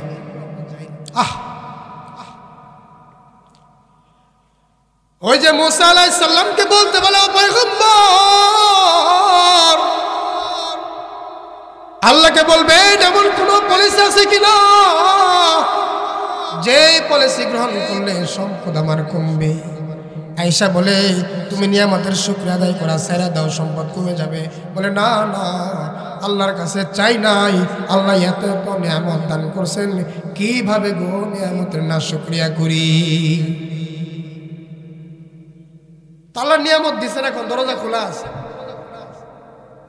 এখন ইচ্ছে করলে 5 ওয়াক্ত নামাজ তাকবীর উলার সাথে আদায় করার সুযোগ আছে কি নাই? আছে কি নাই? এই জন্য আজ থেকে প্রিয় ভাইরা, অনেকের পরিচিত, আমি এই এলাকায় ছোট থেকে আসা যাওয়া আছে, একটা সম্পর্কের কারণে আজকে ভিন্ন এক পরিচয় আপনাদের সম্মুখে হাজির হয়েছি। আল্লাহ তাআলাই করে দিয়েছেন, আপনাদের চাহাত ছিল।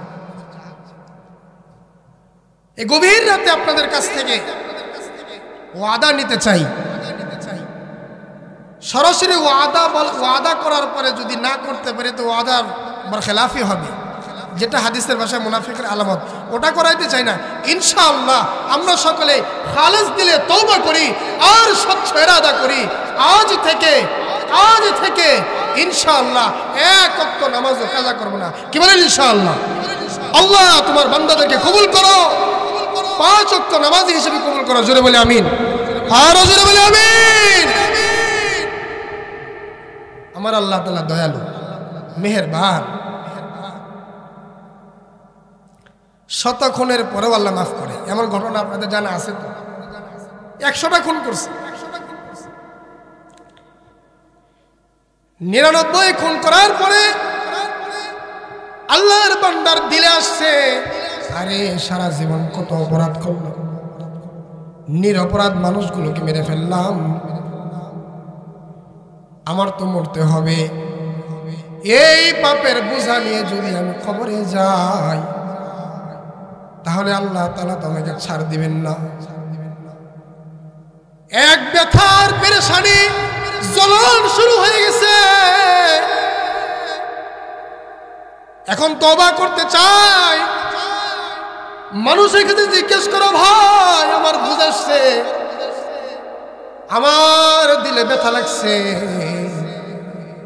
আমি বড় অন্যায় করেছি, অপরাধ করেছি, এমন একটা রাস্তা দেখাও যেখানে গেলে আমি শান্তি পাই। সবাই বলে ওই অমুক শিক্ষিত মানুষ আছে, ওনার কাছে যাও, তাহলে সমাধান পাই না। এলাকার লোকেরা নিয়ে গেছে এক পাদ্রীর কাছে। পাদ্রীর কাছে যে বলে আমি তো অনেক অপরাধ করছি, 99টা খুনের মতন অপরাধ করছি, আল্লাহ মাফ করবে? পাদ্রী বলতেছে যাও মিয়া, এতগুলো খুন করার পরে তুমি আসছো মাফ মিয়া, আল্লাহ কোনোদিন মাফ করবে না। এতগুলো খুন করলে, জুলুম করলে কেউ কারে মাফ করেনি। তার উগ্র মেজাজ এখনো পরিবর্তন হয়েছে, যে 99টা খুন করছে, ওর মেজাজ হট হয়ে গেছে, গরম হয়ে গেছে। ও 100 নম্বর অরে খুন করে 100টা করে করছে।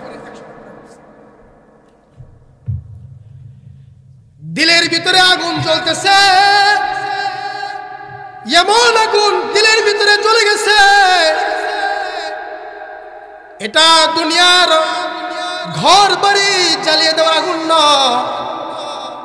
ও যুবক ভাই, এটা হলো দিলের গুনাহগুলো জ্বালিয়ে দেওয়ার আগুন। আগুন জ্বলতেছে, আগুন জ্বলতেছে, আল্লাহর বান্দা স্বস্তি পাইতেছে না, অস্বস্তি লাগতেছে, পেরেশানি লাগতেছে। এবার বলে শান্তি নাই, কোথায় গেলে একটু শান্তি পাবো? 100টা খুন করে ফেলছি, আল্লাহ কি মাফ করবেন কিনা? সবাই বলে পাদ্রীও তো ফেল করলো, ওই যে মুসলমানদের একজন আলেম আছে, তার কাছে যাও, সে কোরআন হাদিস থেকে কোনো সঠিক সমাধান দিতে পারে। আলেমের কাছে যে বলে হুজুর 100টা গুনাহ করেছি, মালিক আমাকে ক্ষমা করবেন কিনা? আলেম সাহেব বলে কোরআন হাদিসের দৃষ্টিকোণ থেকে এর চাইতে বড় গুনাহ যদি তুমি করো, জেনে রাখবা আমার মালিকের দয়া তার চাইতে বেশি। মাফ চাও, তওবা করো, মালিক মাফ করে দেবে। ওই মালিক এখন আছেন কি আছেন না? আছেন না নাই? যে মালিকের কাছ থেকে আল্লাহ তাআলা, আল্লাহ যে মালিকের কাছ থেকে সাহাবা আজমাইন সরাসরি নিয়েছেন, ওই মালিক এখনো আছে কি নাই? আছে কি নাই?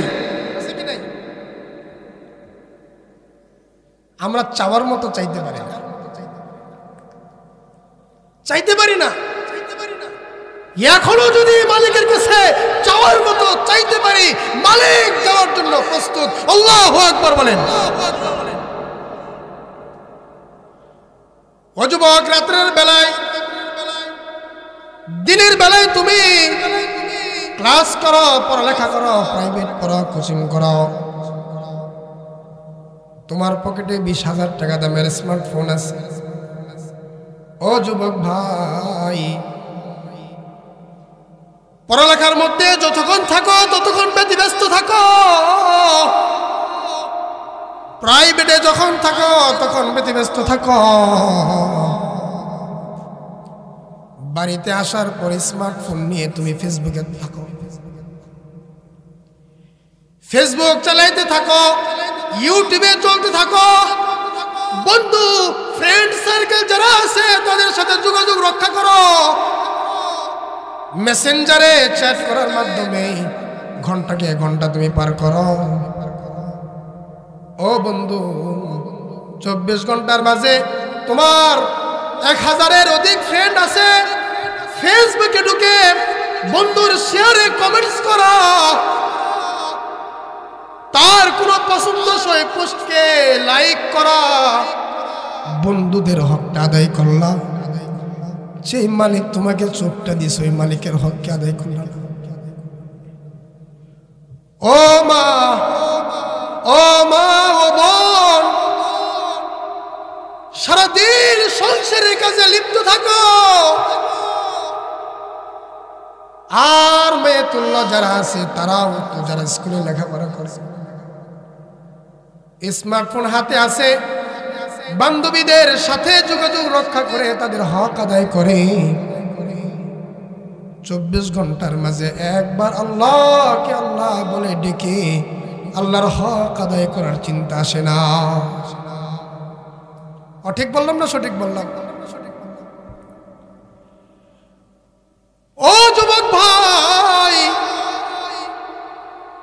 দিনের বেলায় গুনাহ হয়,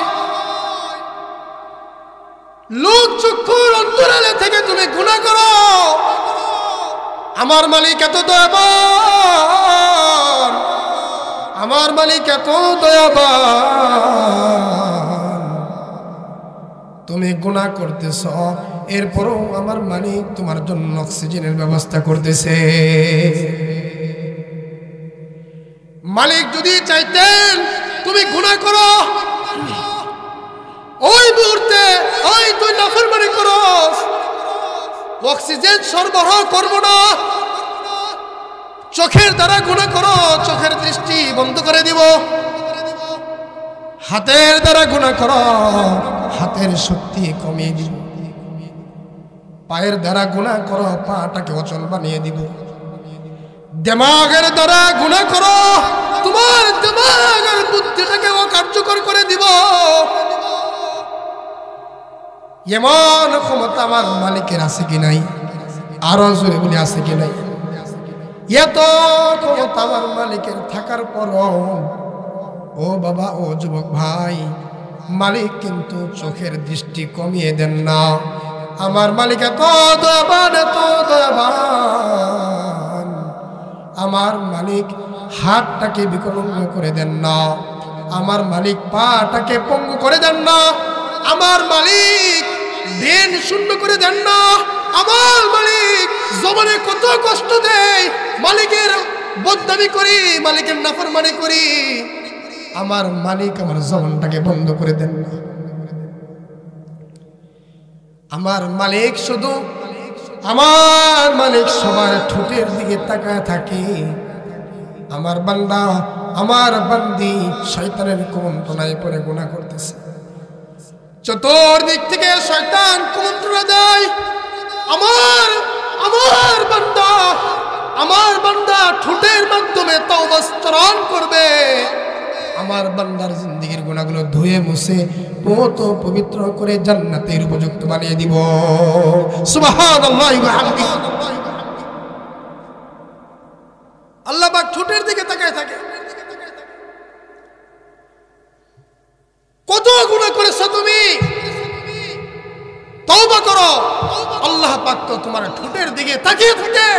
আমার বান্দা আমার রহমতের আশা নিয়ে ক্ষমা চাইতে দেরি করবে, আমি মালিক আমার বান্দাকে মাফ করতে দেরি করব না। সুবহানাল্লাহ। রাতের বেলায় গভীরে, রাতের গভীরে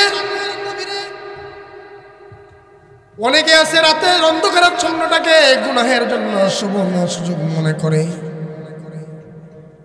আবার এমন শ্রেণীর কিছু মানুষ আছে রাতের অন্ধকারটাকে নেক কামাই করার জন্য সুবর্ণ সুযোগ মনে করে। অনেক আছে এমন রাতের অন্ধকারটাকে চরিত্রহীনতার কাছে খরচ করে। আবার অনেক গোলাম এমন আছে সারা দুনিয়ার চোখগুলা যখন ঘুমায়, আল্লাহর বান্দা আরামের বিছানায় থাকে না, ঠান্ডা পানি দিয়ে ওযু করে আল্লাহর সামনে দাঁড়িয়ে যায়। আছে কি নাই? আল্লাহ তাআলা ডাকতে থাকে।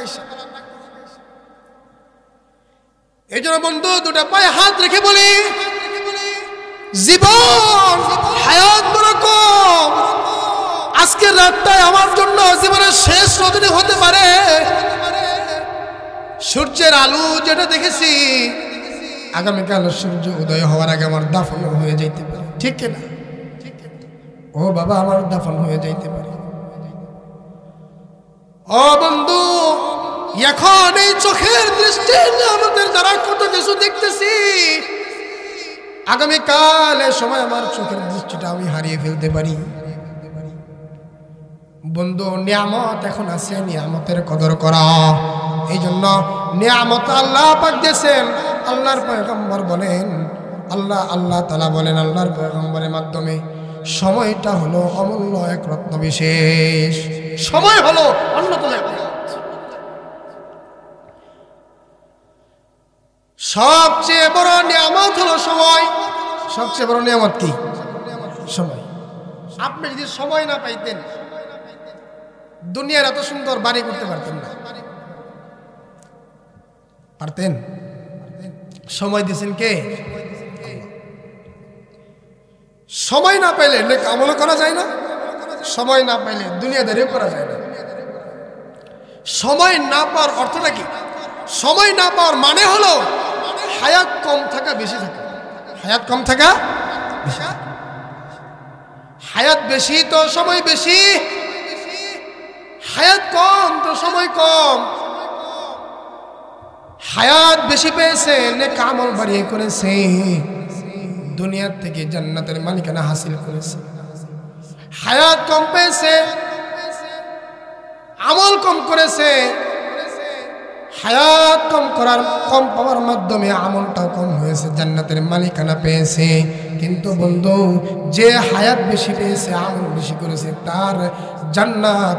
আর যে হায়াত কম পেয়েছে, বেশি হায়াত কম পেয়েছে, আমলও কম করেছে, এমন দুই ব্যক্তির জান্নাতের মধ্যে তারতম্য আছে কি নাই? আছে কি নাই? উচ্চ-নিচ আছে কি নাই? হযরত আবু হুরায়রা রাদিয়াল্লাহু তাআলা আনহু থেকে হাদিস বর্ণিত, তালহা ইবনে উবাইদুল্লাহ রাদিয়াল্লাহু তাআলা আনহু তিনি স্বপ্নের একটা কাগজের বর্ণনা করতেছেন। আবু হুরায়রা রাদিয়াল্লাহু তাআলা আনহু তিনি বর্ণনা করতেছেন, একই গোত্রের দুই বন্ধু আল্লাহ রাসূলের কাছে এসে ইসলাম গ্রহণ করছে। এক বন্ধু ছিল খুবই উদ্যমী, সাহসী, আলায়ে কালিমাতুল্লাহর জন্য যুদ্ধের ময়দানে অংশগ্রহণ করেছে। দুর্বার যুদ্ধ পরিচালনা করার পর শাহাদাত বরণ করেছে। শহীদের মর্যাদা অনেক। কোরআনে শহীদদের ব্যাপারে বলা হয়েছে, বাল আহইয়াউন, তারা কবরে জীবিত। আরেকজন সাহাবী বন্ধু, সে 1 বছর পর ইন্তেকাল করেছে। কোন কোন রিওয়ায়াতের মধ্যে বিভিন্ন রকম রিওয়ায়াত আছে। অনেকে বলেন যে ওই সাহসী বন্ধুর ইন্তেকালের 40 দিন পরে মারা গেছে দ্বিতীয় বন্ধু। আবার অন্য রিওয়ায়াত আছে 7 দিন পরে মারা গেছে।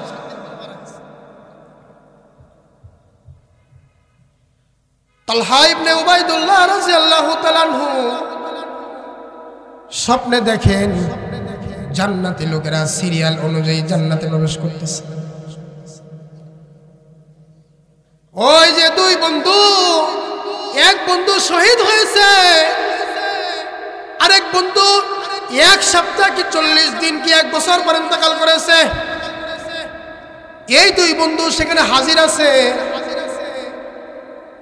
কিছুক্ষণ পর দেখতে পেল জান্নাত থেকে একজন প্রহরী আসলো, জান্নাত থেকে একজন লোক আসলো। এসে যে সাহাবী 1 বছর পর ইন্তেকাল করেছেন, এমন এই সাহাবীকে আগে জান্নাতে নিয়ে গেলেন। সুবহানাল্লাহ, আর জোরে বলে সুবহানাল্লাহ। এমন সাহাবীকে আগে জান্নাতে যাওয়ার পারমিশন দিলেন। কিছুক্ষণ পরে এসে যে সাহাবী শাহাদাত বরণ করেছেন, এমন সাহাবীকে নিয়ে গেলেন। এর কিছুক্ষণ পর আবার আসলেন। আসার পরে তালহা ইবনে উবাইদুল্লাহ বলে আমাকে এসে বলে, এখনো তোমার সময় হয় নাই, এখন তোমাকে জান্নাতে নেওয়া হবে না। সে তো মরেই নাই, স্বপ্নে দেখতেছে। তো আগে জান্নাতে নিয়ে যাওয়া হলো যে সাহাবী শহীদ হন নাই, কিন্তু 1 বছর পর ইন্তেকাল করেছেন। আর যে শহীদ হয়েছে, শাহাদাত বরণ করেছেন, তাকে ওই সাহাবীর পরে জান্নাতে ডেকে নেওয়া হয়েছে। সাহাবীর দিলে একটা খটকা লেগে গেছে।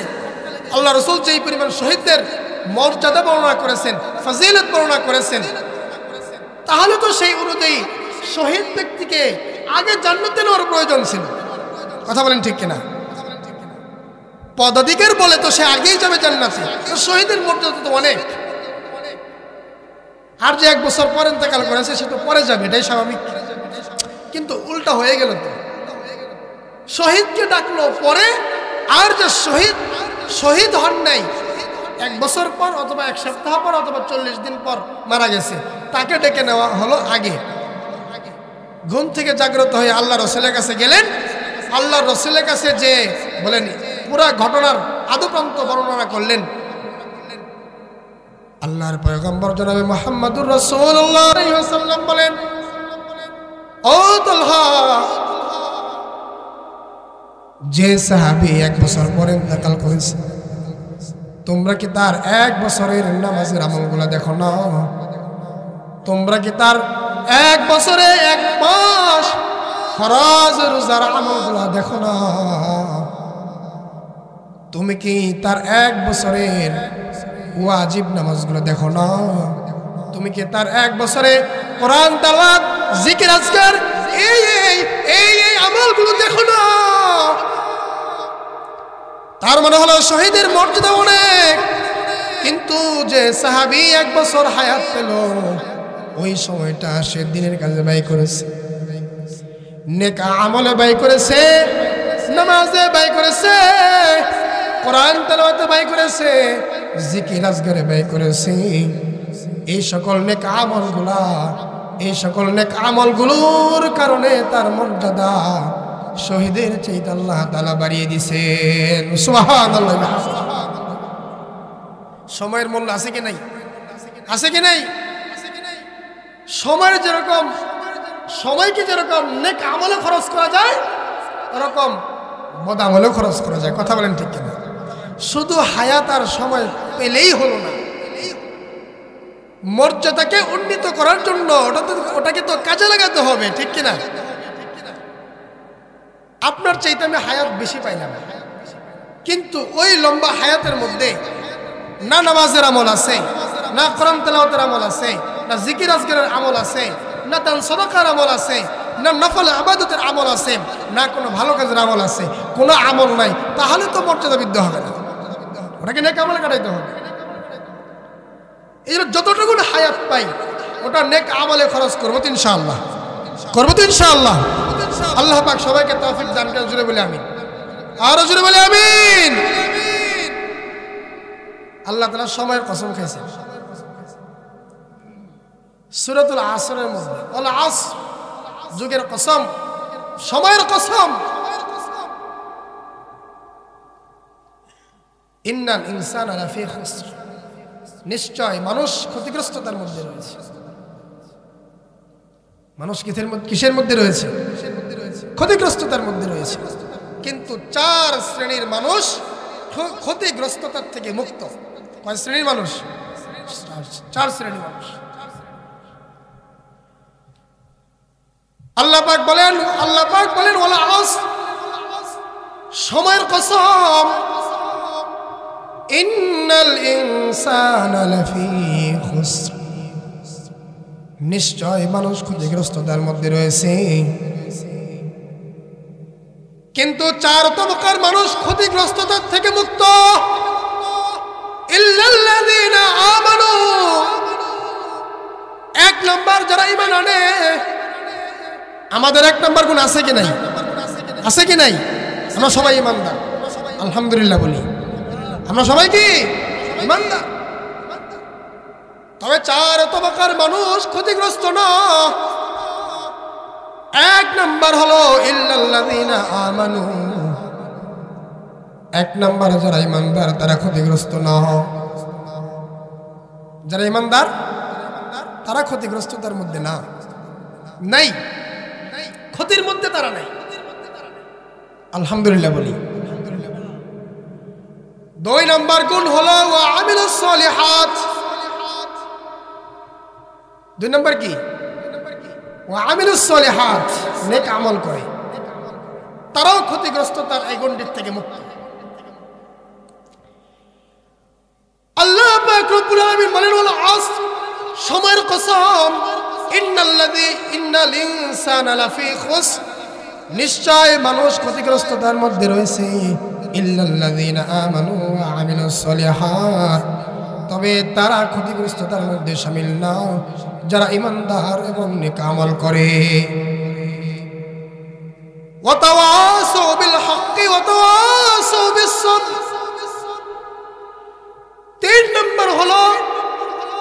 শুধু নিজেরাই নেক আমল করে না, ওয়াতাওয়াসাউ বিল হাক্কি, আল্লাহ পাকের দিকে আহ্বান করে, নিজেও নেক আমল করে, অন্যকেও নেক আমলের দিকে আহ্বান করে।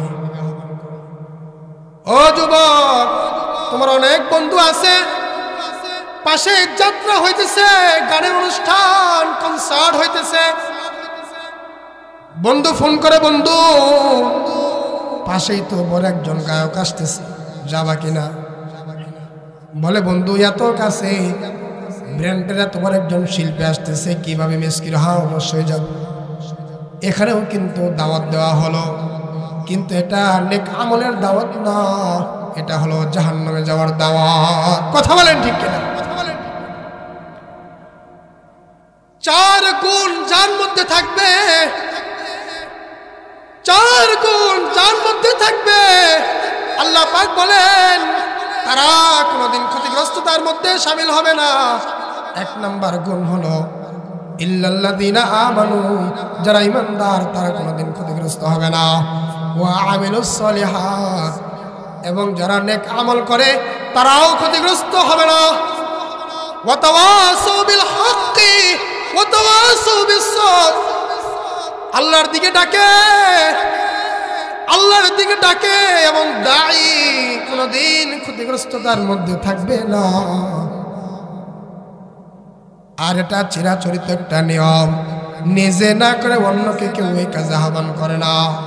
যাত্রায় আমি যাব এই জন্য আরেকজনকে ডাকি, ঠিক কিনা? আমি না গেলে কি দাওয়াত দেই? নিয়ত করছি আমি আজকে গান শুনতে যাব, চল যাই, দাওয়াত। তো শুধু ঈমান আনবে তা নয়, শুধু আমলে সলিহ করবে তা নয়, ওয়া তাওয়াসাউ বিল হক, আল্লাহর দিকে দাওয়াত দিবে। শুধু কি দাওয়াত ছেলেরাই দিবে না মেয়েরাও দিবে? এই আদেশগুলো শুধু ছেলেদের জন্য না। ও মা, ও বোন, একটু মনোযোগ দিয়ে শুনুন। আল্লাহ পাকের আদেশ হলো সারা দুনিয়ার সকল নর এবং নারীর জন্য, মেয়ে এবং পুরুষের জন্য। আল্লাহ পাক বলেন, ও আমার বান্দারা, সময়ের কসম, সময়ের কসম, নিশ্চয় মানুষ ক্ষতিগ্রস্ততার মধ্যে আছে, কিন্তু চার তবকার মানুষ ক্ষতিগ্রস্ততার মধ্যে না। এক নাম্বার যারা ঈমান আনবে, দুই নাম্বার আমলে সালেহ করবে, নেক আমল করবে, তিন নাম্বার আল্লাহর দিকে দাওয়াত দিবে, ওয়া তাওয়াসাউ বিস সাবর, এবং নেক আমলের দিকে দাওয়াত দিবে, সবরের দিকে দাওয়াত দিবে। কয় শ্রেণী হলো? কয় শ্রেণী? এই চার শ্রেণীর মধ্যে আমরা থাকবো তো ইনশাআল্লাহ, থাকবো তো ইনশাআল্লাহ। একটু জোরে বলি ইনশাআল্লাহ। আল্লাহ তাআলা আমাদের সবাইকে কবুল করেন, জোরে বলি আমিন। যে জিনিসের কসম করেছেন আল্লাহ তাআলা, ওটা কি কম জিনিস? শপথ করা হয় কোন জিনিসে?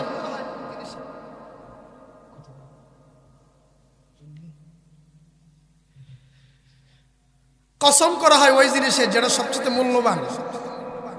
দেশ গ্রামে মা বোনেরা বাচ্চার মাথায় হাত রেখে কসম করে, কারণ কি? কারণ বলতে পারেন? কারণ হলো প্রত্যেকটা বাবা মার কাছে সন্তান হলো তার নিজের জীবনের চাইতে মূল্যবান। কথা বলেন ঠিক কিনা? এই জন্য অনেক সময় যখন পেছে পড়ে যায়, ফেরে পড়ে যায়, তখন বলে এই তোর ছেলের মাথায় হাত রেখে কসম কর, এই কাজ করস না। যদিও আসলে এটা ঠিক না, এরপরও করে, কিন্তু ঠিক না ও ঠিক সেটা পরের জিনিস। কিন্তু আমার বোঝানোর যেটা উদ্দেশ্য সেটা হলো সে ছেলের মাথায় হাত রেখে কসম আর শপথ করলো কেন? কারণ ওই মার কাছে ছেলে তার জীবনের চাইতে মূল্যবান। কথা বলেন ঠিক কিনা? আল্লাহ পাক রব্বুল আলামিনের চাইতে বড় কিছু নাই। এরপরও আল্লাহ পাক রব্বুল আলামিন সময়ের কসম করে দুনিয়াবাসীকে বুঝাইছেন, ও দুনিয়ার মানুষেরা, সময় বড় মূল্যবান সম্পদ। সময়ের সৎ ব্যবহার করলে সময় সিঁড়ি হয়ে তোমাকে জান্নাতে পৌঁছে দিবে।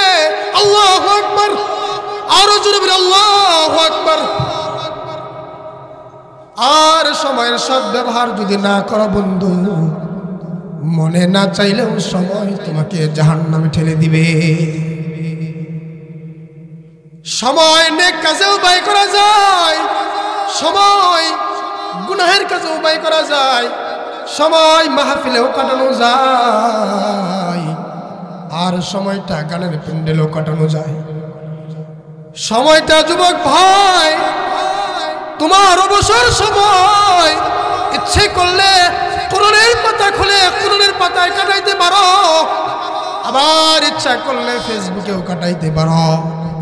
কোরআনের পাতায় যদি তোমার সময় কাটাও তো তোমার সময়টা কাটবে, আর ফেসবুকেও যদি সময় ব্যয় করো তাহলেও কাটবে।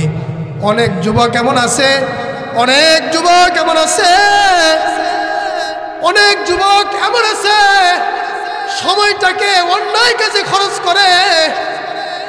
ফেসবুক চালাতে চালাতে রাত গভীর হয়ে যায়, রাত 12টা, 1টা, 1:30, 3টা হয়ে যায়। অনেক যুবক আয়সা বলে, হুজুর 3টার আগে চোখে ঘুম ধরে না, 3টার আগে চোখে ঘুম ধরে না, 3টার পরে ঘুমাই। বলে যুবক তুমি 3টা পর্যন্ত কি করেছো? বলে সারাদিন খুব ব্যস্ত, সামনে এক্সাম, সামনে ফাইনাল পরীক্ষা, পড়ালেখার খুব চাপে আছি, বন্ধুদের খোঁজ খবর রাখতে পারি না, মেসেঞ্জারের মাধ্যমে বিভিন্নভাবে বন্ধুদের খোঁজ খবর রাখতে যেয়ে 3টা বেজে গেছে।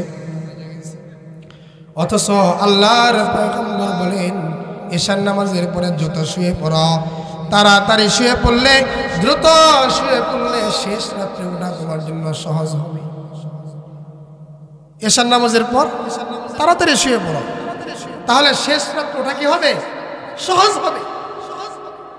হ্যাঁ, এখন আমরা যদি 12টা 1টার পরে ঘুমাই তো শেষ রাত্রে কেমনে উঠবে? আজান হয়ে নামাজ শেষ হয়ে ইশরাক সব শেষ হয়ে যাবে, 9টার সময় সূর্য ওঠার 2 ঘন্টা 3 ঘন্টা পর ঘুম ভাঙবে। কথা বলেন ঠিক কিনা? কারণ হলো ঘুমেই তো আসছে 3টার দিকে। মহতারাম হাজিরিন, কথা আমি দীর্ঘ করব না, অনেক লম্বা সময় আপনাদের কাছ থেকে নিয়ে ফেলছি, আপনাদেরকে অনেক কষ্ট দিয়ে ফেলছি, আর কষ্ট দিব না। কিন্তু সম্মানিত হাজিরিন, সারাংশ কথা, আজকের আলোচনার সারাংশ যেই বিষয়টা সেটা হলো সময়ের মূল্যায়ন করবো। কি বলেন? ইনশাআল্লাহ সময়ের মূল্যায়ন করবো তো ইনশাআল্লাহ। হ্যাঁ, সময়ের মূল্যায়ন যদি কেউ করে, সময়ের মূল্যায়ন করে যদি কবরে যায়, আল্লাহর পয়গম্বর বলেন কবরে, ও আমার বান্দা, ও আমার উম্মতেরা, কবরের মধ্যে 3টা প্রশ্ন করা হবে। 1 নাম্বার প্রশ্ন করা হবে, আমার রব্বুকা, তোমার রব কে? আমা দীনুকা, তোমার দিন কি? ওমান হাদা রাজুলুল্লাযী বু'থা ফীকুম, তোমার রব কে? তোমার দিন কি? আর কে এই ব্যক্তি যাকে তোমাদের জন্য পাঠানো হয়েছিল? আর দুনিয়ার জগতে যদি কোনো বান্দা সময়টাকে কাজে লাগিয়ে থাকে, আল্লাহর বান্দার উত্তর দিতে বড় কষ্ট হবে না। যখনই প্রশ্ন করবে মার রব্বুকা, আল্লাহর গোলাম বলবে রব্বি আল্লাহ, আমার রব আল্লাহ। প্রশ্ন করা হবে ওমা দীনুকা, তোমার দিন কি? বলবে দিন আল ইসলাম, আমার দিন হলো ইসলাম। আমাদের দিন কি? আমাদের রব কে? ওমান হাদা রাজুলুল্লাযী বু'থা ফীকুম, কে ব্যক্তি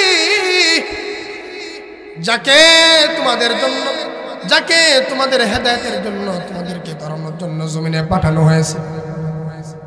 আল্লাহর বান্দা অকপটে জবাব দিবে, অকপটে জবাব দিবে, ওয়া সাইয়্যিদুনা নবিয়ুনা মুহাম্মাদুর রাসূলুল্লাহ সাল্লাল্লাহু আলাইহি ওয়াসাল্লাম।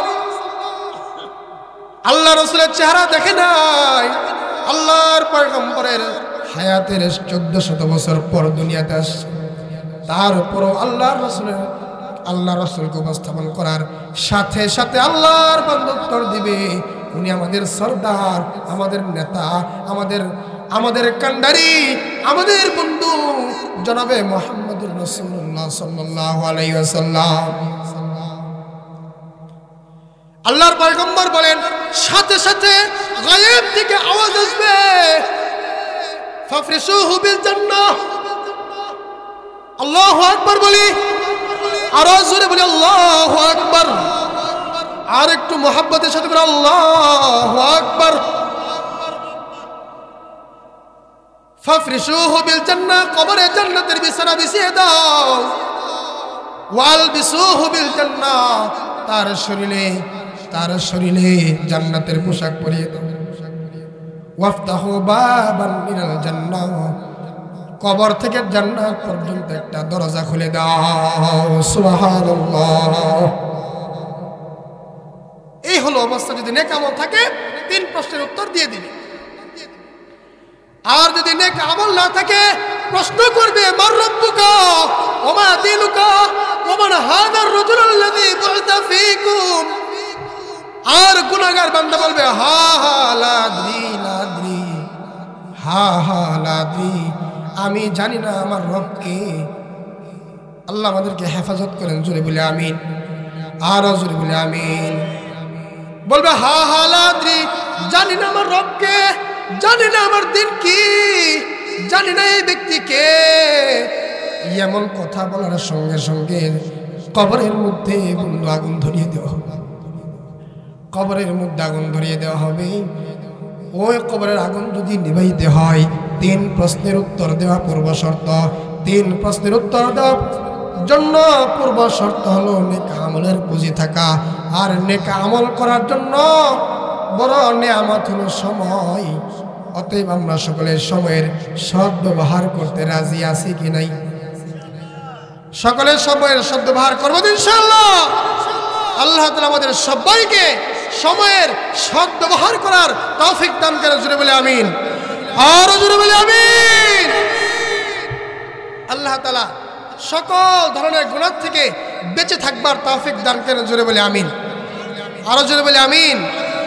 এ জাতীয় মাহফিলের সাথে সকলেই ওতপ্রোতভাবে জড়িত থাকবো তো ইনশাআল্লাহ, থাকবো তো ইনশাআল্লাহ।